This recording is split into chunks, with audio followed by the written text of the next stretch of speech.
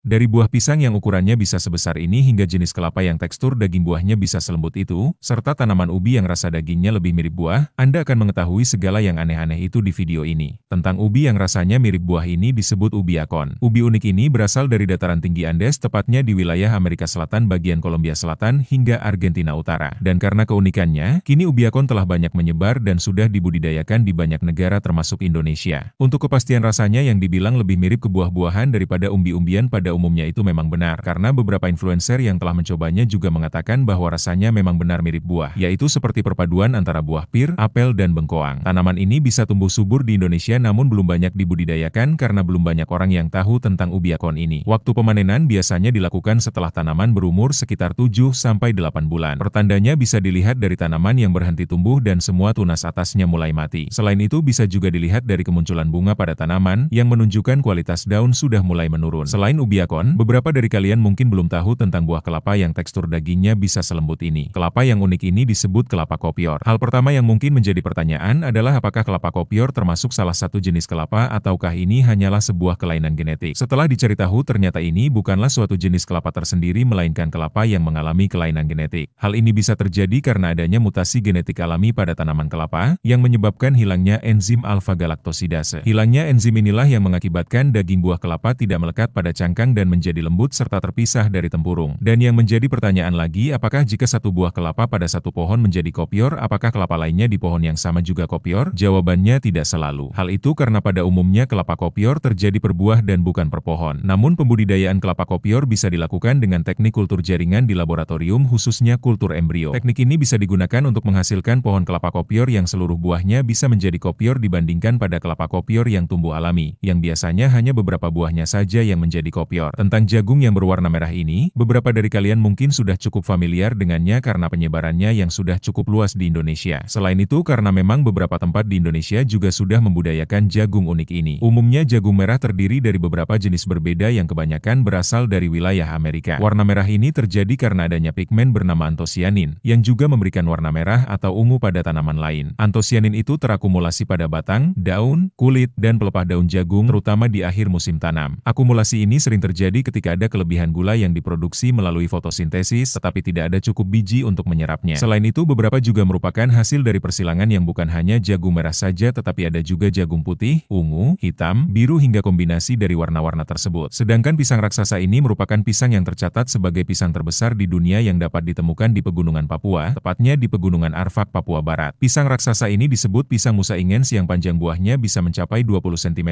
dengan diameternya hingga 4-6 cm. Satu tandan dari